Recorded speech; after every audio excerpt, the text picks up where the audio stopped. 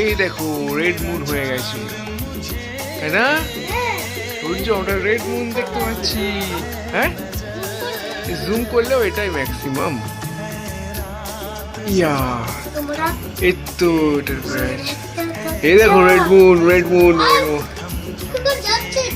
এই দেখ, একটা জুম হয়েছে, অনেকটা জুম হয়েছে। হ্যাঁ, পুরো ব্লাড রেড মুন, তাই না? আমরা দেখছি, আমরা নৈহাটি থেকে দেখছি রেড ব্লাড মুন। দেখেছো?